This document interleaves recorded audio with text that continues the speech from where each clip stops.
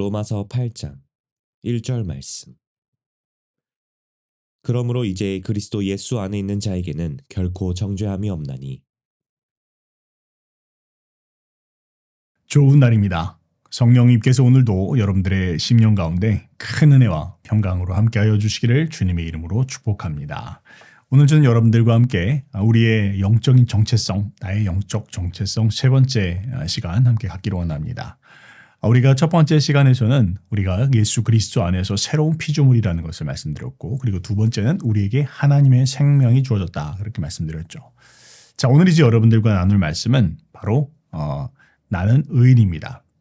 나는 의인입니다 라는 그런 제목을 가지고 은혜를 나누기로 원합니다. 우리가 예수님을 믿고 우리가 새로운 피조물이 되어지고, 그리고 하나님께서 우리에게 하나님의 생명을 부어주셨을 때 그 하나님의 생명 안에 하나님은 당신의 본성을 또한 부어주셨습니다. 하나님의 성품을 부어주셨다는 것이죠. 그것이 무엇입니까? 바로 하나님의 의를 우리 가운데 부어주셨다라는 것입니다. 여러분, 우리가 신앙생활할 때 우리 신앙생활에서 가장 큰 걸림돌 혹은 암적인 존재와 같은 것이 한 가지가 있습니다. 그것이 무엇이냐면 바로 우리의 죄책감입니다. 어떤 한 사람의 마음 가운데 죄책감 이런 것들이 자리 잡기 시작하면 이것은 마치 영적인 암과 같아서 하나님과 우리 사이의 관계를 깨어놓고 또 갈라서게 만듭니다. 예를 들어서 한번 생각을 해볼까요? 혹시 여러분들 강아지 키워보셨으면요. 강아지들도 주인 몰래 과자를 자기가 몰래 먹었다거나 혹은 무슨 저지를 했다거나 그러면 주인이 딱 들어오면 어떻게 할까요? 벌써 개의 눈빛이 달라지죠. 그냥 이렇게 보는 게 아니고 그냥 이렇게 보다가 혹은 벽을 쳐다보기도 하고 이러면서 강아지들이 이상한 행동들을 하기 시작합니다. 관계가 정상적으로 안 되죠. 주인의 눈을 피하고 오라고 하는데 오지도 않고 그렇습니다. 왜 그럴까요? 강아지의 마음 가운데에도 죄책감이 있기 때문입니다. 관계가 형성되어지지 않고요. 떳떳하게 설 수가 없습니다. 자, 바로 그것이 죄책감이 만들어내는 그런 영향이다. 그렇게 이야기할 수 있죠. 만약 우리 가운데 이런 죄의식, 죄책감 이런 것들이 해결되지 않으면요. 하나님과의 관계에서뿐만 아니고 자기 자신과의 관계 그리고 다른 사람들과의 관계 가운데에서도 엄청난 그런 악영향을 끼칩니다. 자기 스스로도 용납하지 못하고 받아주지를 못하고 또 다른 사람들과의 관계 가운데에서는 늘 열등감 가운데 시달리게 되어지고 하나님 앞에서는 떳떳하게 설 수 없고 내가 기도 응답을 받을 자신도 없고 나 같은 사람 하나님께서 축복하실 이유가 없다 생각하면서 스스로를 저주의 의식 가운데서 살아가게 됩니다. 때문에 이런 어떤 죄의식, 죄책감 이것은 반드시 떨쳐내야 되는 것이고 해결되어야 된다라고 그렇게 말씀드릴 수 있습니다.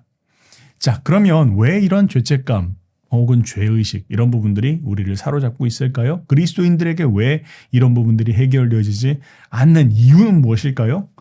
가장 근본적인 원인이 무엇이냐라고 이야기할 때 바로 오늘 여러분들께 말씀드리기를 원하는 바로 내가 거듭난 이후에 내가 의인이라는 사실을 우리가 망각하기 시작할 때 그 인식이 확고하게 자리 잡지 않고 있을 때 우리는 이 죄의식, 죄책감 이런 부분들에서 해결받지 못하고 계속 그 가운데 매여 있게 되어진다라는 것이죠. 자, 그래서 오늘 저는 여러분들과 함께 왜 우리가 의인인지에 대한 부분들 말씀드리기를 원하고 또 그것을 선포하기를 원합니다.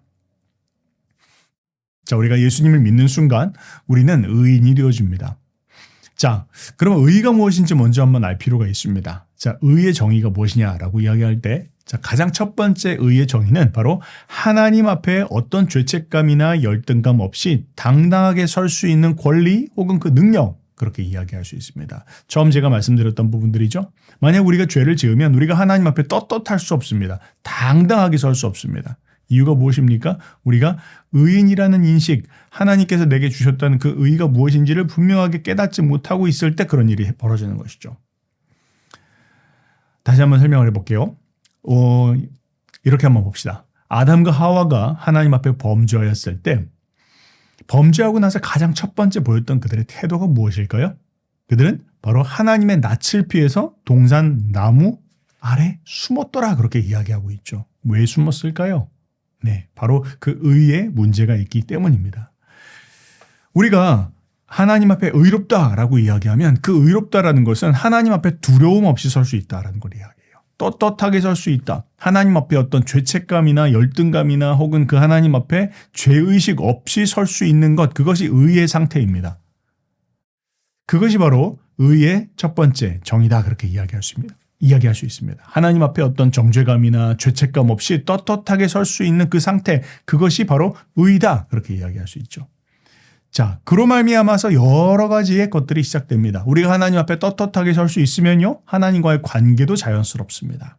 하나님 앞에 축복받을 수 있고, 하나님 앞에 기도하러 나아갈 수 있고, 하나님과 교제하는 데 어려움이 없고, 하나님의 음성을 듣는데 방해받지 않습니다. 그러나 하나님과의 관계 안에서의 의의 관계가 깨어지기 시작할 때 우리는 주의 음성도 들려지지 않고 하나님 앞에 응답받을 자격이 없다라고 생각하고 하나님 앞에 나가는 것이 힘들어지고 자기 스스로에도 열등감 가운데 시달리게 되어지는 이런 일들이 발생한다는 것이죠. 자, 두 번째, 의란 무엇입니까? 의의 정의 두 번째는 바로 하나님의 뜻을 선택할 수 있는 능력입니다. 우리가 예수님을 믿고 하나님께서 우리에게 그분의 의를 수여해 주십니다. 우리가 이전 설교를 통해서 많이 들었던 것처럼 하나님의 의 혹은 공의, 정의 뭐 이런 부분들을 많이 설명했었던 미슈파트와 체다까 이런 이야기도 우리가 말씀드렸었죠. 즉 다시 말하면 예수님을 믿는 순간 하나님께서 우리에게 의를 주셔서 이제 우리 안에는 공평과 정의를 행할 수 있는 능력이 생기게 되었다는 것을 말합니다. 이전에는 어땠을까요? 이전에 우리는 하나님의 공평과 의를 행하지 않고 우리는 늘 치우치면서 살아가는 존재들이었습니다. 로마서 3장이 그것을 이야기하고 있죠. 제가 한번 읽어보겠습니다. 기록된 바 의는 없나니 하나도 없으며 깨닫는 자도 없고 하나님을 찾는 자도 없고 다 치우쳐 함께 무익하게 되고 선을 행하는 자는 없나니 하나도 없도다. 이것은 어떤 상태를 이야기하는 것입니까? 예수님을 믿지 않는 사람들의 상태를 이야기하는 것이죠. 예수님을 믿지 않는 사람들은 어떤 사람들입니까? 의인이 아니라는 거예요. 하나도 없다라는 거예요. 그들은 깨닫지도 못하고 하나님을 찾지도 않고 치우치고 무익하고 선을 행하는 그런 능력이 아예 없다. 그러니까 거듭나지 않은 상태들의 사람들의 삶에 의를 잃어버린 사람들은 치우쳐 있고 하나님의 공평과 정의를 행할 수 없는 그런 능력이 없는 상태를 이야기하는 것이죠. 그러나 우리가 예수님을 믿고 거듭나게 된 후에 이제 하나님은 우리 가운데 의를 주셔서 우리가 이제 그것을 행할 수 있는 능력이 우리 가운데 생기게 되었다라는 것을 말씀하고 있는 것입니다. 이제는 우리가 하나님 아버지의 뜻을 따라서 무엇을 선택해야 될지 어떤 것을 행해야 될지를 우리는 알고 그럴 능력이 우리 가운데 주어지게 되었다라는 것이죠. 자, 세 번째. 의는 무엇입니까? 의의 정의 세 번째는 바로 무죄 선언을 이야기합니다. 판사가 죄인에 대해서 피고인에 대해서 죄 없음을 선포하는 것을 이야기합니다. 근데 이것은 어떤 죄값을 치렀으니까 뭐 이제는 다 네가 뭐 형을 다 살았으니까 죄가 없다. 혹은 뭐 용서한다고 하니까 그러니까 죄가 없다. 그 이야기가 아니에요. 하나님의 관점에서의 지금 이야기하고 있는 이 무죄 선언이라고 하는 것은 하나님께서 우리가 예수를 믿음으로 말미암아 우리를 의롭다 하신다는 것은 애초부터 죄가 없는 상태, 그리스도의 의와 동일한 그 의를 우리 가운데 주셨다는 것입니다. 여러분, 예수님의 의가 죄를 지었는데 용서받은 의인가요? 그렇지 않죠. 뭐 형기를 다 살아가지고 이제 의롭게 되고 더 이상 죄책을 하지 않겠다라는 거 아니죠. 그 동일한 의를 우리 가운데 주셨다라는 것을 말씀하는 것입니다. 그러니까 한 번도 죄를 지은 적도 없는 아주 그 순수한 상태의 의를 우리 가운데 허락해 주셨다라는 것을 말하고 있는 것입니다. 그것이 바로 하나님이 말씀하시는, 하나님이 보시는 관점에서의 의예요. 전혀 죄를 지은 적도 없고 과거에도 없고 완벽한 새로운 존재로서 의인이 되었다. 이게 바로 하나님이 판결하시는 의입니다. 우리가 예수님을 믿는 순간 받은 의가 바로 그렇다라는 거예요. 자, 그런데요. 그렇게 우리가 예수님을 믿고 거듭나는 순간 의인이 되었을 때 그 의인이 된 것은 우리의 어떤 행위와는 전혀 상관이 없습니다. 로마서 3장 24절 말씀이 그것을 이야기하고 있죠. 그리스도 예수 안에 있는 속량으로 말미암아 하나님의 은혜로 값없이 의롭다 하심을 얻었느니라, 그렇게 이야기하고 있습니다. 그러니까 속량, 예수님께서 모든 값을 치루심으로 말미암아, 그러니까 예수님께서 십자가에 죽으심으로 말미암아 이제 우리가 그것으로 말미암아 의를 얻었다, 그렇게 이야기하고 있죠. 우리가 한 어떤 행동으로 우리가 바르게 살아서 우리가 선하게 살아서 의를 행해서 우리가 의롭다함을 얻은 것이 아니라 예수님께서 행하신 그 속량으로 말미암아 은혜로 우리가 받았다, 그렇게 이야기하고 있어요. 자, 그런데 이제 한 걸음 더 나아가서 우리가 나는 의인이야 이렇게 이야기를 하면요, 우리가 뭔가 좀 부대끼입니다. 거북하죠. 여러분 오늘 제목도 나는 의인입니다. 그걸 보시면서 거북하게 느끼신 분들도 있으실지도 모르겠습니다. 여러분 우리가 나는 의인이다 그러면 뭔가 좀 거북한 부분들을 느낍니다. 왜 그래요? 내가 어떻게 의인이야? 난 날마다 죄를 짓는데 내가 맨날 죄를 짓고 지금 내가 짓고 있는 죄가 얼마나 내가 많은지 알고 있는데 난 흉악한 죄인이야. 이렇게 이야기하면 훨씬 더 편안하게 느낍니다. 그렇죠? 난 흉악한 죄인입니다. 이렇게 느끼면 이렇게 말하는 걸 우리가 자연스럽게 느껴져요. 근데 난 의인입니다. 이렇게 이야기하면 아닌데? 라고 하는 그런 어떤 생각들이 마음 가운데 떠올라요. 그런데 여러분 이것을 우리가 분명하게 알아야 됩니다. 여기에서 우리가 분명하게 인식하지 않으면 우리의 정체성이 굉장히 달라진다는 거예요. 우리는 누굽니까? 우리는 의인입니다. 우리는 죄인이 아니에요. 예수님께서 우리를 의롭다 하셨을 때 예수님의 그 성령으로 말미암아 우리가 얻은 의는 이제 우리를 진정 의인으로 주님께서 취급하신다라는 말씀이시지 우리가 죄인인데 적당히 덮어놓고 가자. 그냥 죄 없는 셈 쳐줄게 라는 것이 아니라 우리를 주님 보시기에 진정한 의인으로 보신다라는 거예요. 그리스도와 같은 의를 가진 그런 존재로서 우리를 새로운 피조물로서 그런 의인으로서 우리를 봐주신다. 그렇게 보신다라는 것을 지금 이야기하고 있는 것입니다. 그런데요, 우리가 우리의 행동을 생각하면 실질적인 면에서 우리의 행동들을 생각하면 우리가 의인이라고 이야기할 수 없죠. 난 죄인이야. 난 흉악한 죄인이야. 이거 우리가 편안하게 생각합니다. 그런데 우리가 의롭게 된 것 어떻게 의롭게 됐죠? 하나님의 은혜로 믿음으로 말미암아 의롭게 되었습니다. 그것이 말씀이 이야기하고 있는 거예요.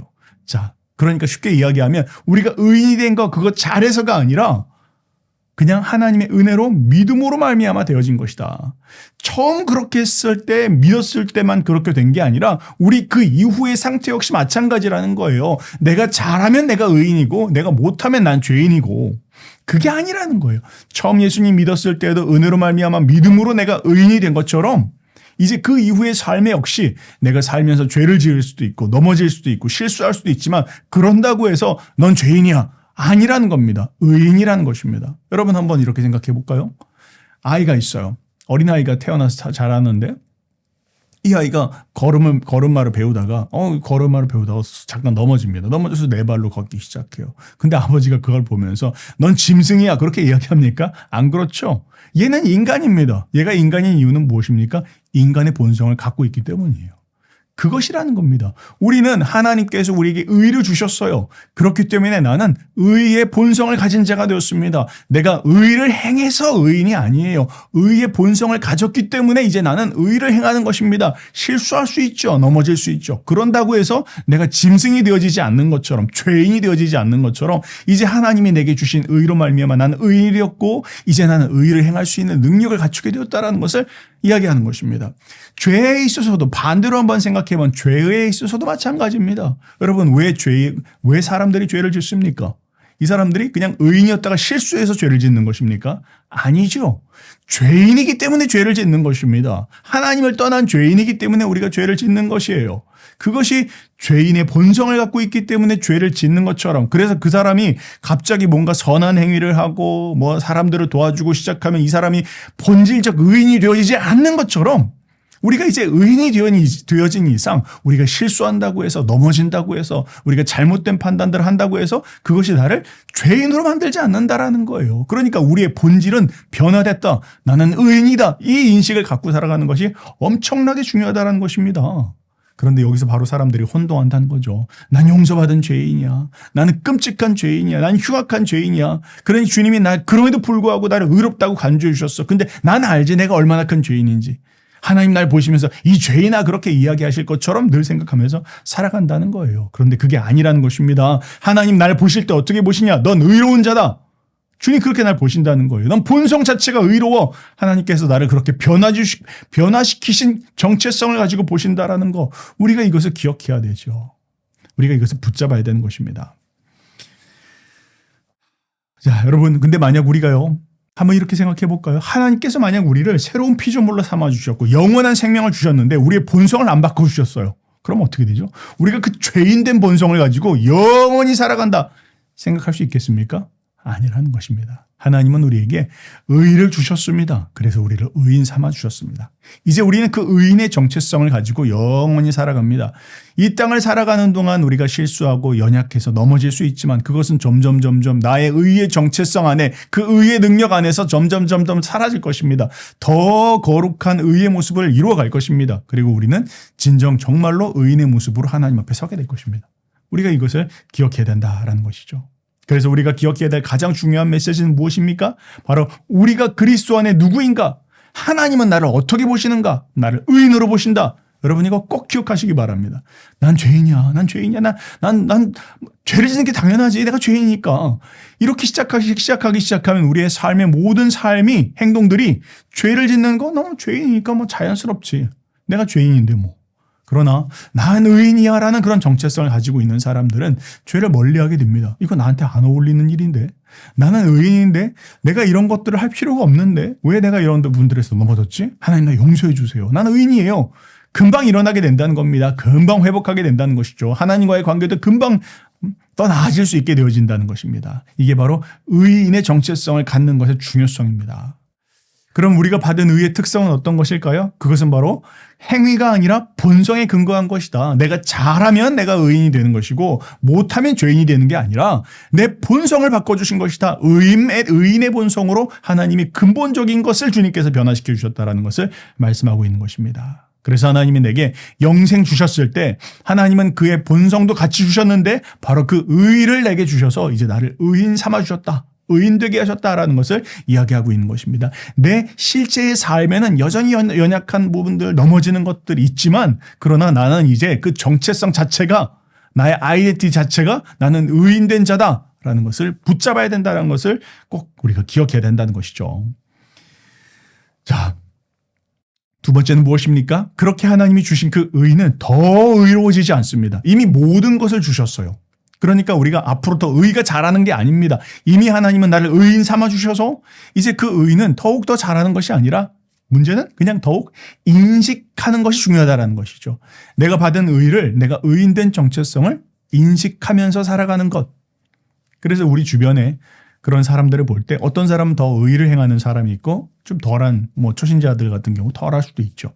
그러나 의를 행하면서 살아가는 사람은 그 사람이 더 큰 의를 하나님으로 받은 더 큰 의인이어서가 아니고 그가 갖고 있는 받은 그 의를 더 인식하고 사용하고 활성화시키면서 살아가기 때문에 그는 더 의인으로서 의를 행하고 있는 그런 능력이 나타나는 것이고 반대로 처음 이제 갓 믿은 사람은 그런 부분들에서 그것을 인식하지 못할 수도 있고 그것을 활성화시키지 못함으로 말미암아 좀 덜해 보이지만 그러나 그가 더 작은 의를 받은 게 아니라는 것이죠. 하나님으로부터 동일한 그 의를 받게 되었다라는 것을 우리는 기억해야 합니다. 그리고 세 번째 그 의의 특성은 무엇입니까? 의는 값없이 받은 선물이다. 이건 조건 없이 받은 선물이다. 너 하는 거 봐서 내가 의인이라고 얘기했다가 너 죄인이야. 이렇게 바꾸지 않는다는 거예요. 하나님이 우리를 의인으로 주님이 삼아주셨기 때문에 이제 우리는 그 의인으로 살아가는 것이고 우리가 넘어진다고 해서 죄인 되는 게 아니라는 것, 철회되는 것이 아니라는 것, 우리가 이것을 기억해야 된다는 것입니다. 그러면 이제 의인된 우리가 얻게 된 것은 무엇입니까? 가장 첫 번째, 당연히 따라와야 되는 것은 우리가 이제 죄에서 자유하게 되었습니다. 죄를 안 짓는다라는 것이 아니에요. 근데 이제는 더 이상 그 죄의 속박 가운데 노예처럼 살아가지 않는다라는 것을 이야기해요. 여러분 우리가 코로나 당시에 처음 코로나가 나왔을 때 얼마나 두려웠습니까? 왜요? 왜 그랬죠? 백신이 없었고 치료제 이런 것들이 없었잖아요. 그냥 걸리면 다 죽는다라고 생각하니까 사람들이 굉장히 두려워했었죠. 마치 그와 마찬가지예요. 지금 이제 백신이 들어오니까 사람들이 더 이상 코로나를 두려워하지 않죠. 막 감기처럼 지나가지 않습니까? 죄의 권세라는 것들이 우리를 사로잡고 있었을 때 우리는 살아날 길이 없었습니다. 그러나 이제 우리가 의인 되었습니다. 죄를 안 짓는다는 건 아닙니다. 코로나 걸리듯이 감기 걸리듯이 지나갈 수 있습니다. 죄를 짓기도 합니다. 그러나 내 정체성이 의인되었습니다. 그렇기 때문에 이제 죄는 나를 속박하지 않습니다. 난 더 이상 그 죄의 속박과 노예 가운데 붙잡혀 있지 않는다라는 것이죠. 실수할 때 있지만 그러나 내가 회개하고 주님 앞에 돌이키면 더 이상 나는 그 죄와 상관없는 삶을 살아갈 수 있게 되어진다라는 것을 이야기하고 있는 것입니다. 때문에 여러분 우리가 죄로 인해 넘어져도 그냥 나 어쩔 수 없어. 죄인의 인식을 가지고 있는 사람은 나 그냥 또 죄졌어. 내 이 형편없는 놈 또 하나님 앞에 죄를 지었구나 라는 그런 가운데에서 그냥 자빠져 버리지만, 그러나 의인의 정체성을 가진 사람은 어떻습니까? 난 의인인데 내가 실수했네. 내가 하나님 앞에 잘못했다. 하나님 앞에 회개해야지. 하나님 영혼에 용서해 주세요. 주님 제가 잘못했습니다. 그렇게 주님 앞에 기도하고 바로 일어날 수 있는 거예요. 그러면 죄책감이 날 붙잡지 않습니다. 그렇지 않으면요, 죄책감이요 마치 우리의 영혼의 암덩어리와 같아요. 계속해서 우리가 나는 죄인이야 내가 회개해야 돼, 더 회개해야 돼, 거룩해질 때까지 회개해야 돼, 이게 더 거룩해지는 것이 아니라 그 죄가 더 우리의 신앙을 붙잡아서 더 구덩이 속으로 집어넣는다라는 게 현실적인 부분들입니다. 우리가 뭘 기억해야 된다고요? 내가 의인이다. 내가 지금 잠깐 실수했지만 그러나 나는 죄인이 아니다. 이 인식을 해야 하나님 앞에 바로 설 수 있고 관계가 바르게 회복되어질 수 있다라는 것입니다. 때문에 우리는 하나님 앞에 당당하게 설 수 있게 되어진다라는 것이죠. 여러분 한번 이렇게 설명을 해볼게요. 이 모델이 있습니다. 의인의 모델이 있습니다. 누구죠? 바로 예수님이 의인의 모델입니다. 여러분 한번 상상해 볼까요? 예수님께서 하나님 앞에 서시는데 예수님이 이렇게 서신다고. 뭔가 하나님을 쳐다보기도 어렵고 기도할 때 하나님이 내 기도를 들으실까? 여러분 예수님께서 의의 인식이 없었다면 하나님과의 관계가 바로 서지 않았겠죠. 그렇죠? 예수님은 어떻게 하셨을까요? 하나님 앞에 당당하게 서셨습니다. 꿀리지 않으셨다는 것이죠. 열등감도 없었습니다. 하나님께서 어떤 죄책감, 죄의식 이런 거 없었습니다. 당연히 그렇죠. 예수님이시니까. 근데 그 의의가 우리에게 부어졌다라는 거예요. 그 당당함, 하나님 앞에서의 당당함, 하나님, 아버지, 설 수 있는 겁니다. 대화할 수 있는 겁니다. 교제할 수 있는 겁니다. 이유는 의인이시기 때문이에요. 그 의의를 우리에게 주셨다라는 거예요. 우리는 더 이상 죄 가운데 붙잡혀 있지 않는다는 겁니다. 실수할 때 용서받는다는 거죠. 회개하면 주님께서 깨끗이 씻어주신다는 거예요. 그러나 우리의 정체성은 하나님 앞에 당당하게 설 수 있는 의인, 이걸 놓치면 안 된다는 것입니다. 그 당당함, 그 죄에서의 자유함, 그것이 하나님 앞에서 우리가 얻게 되어진 것입니다.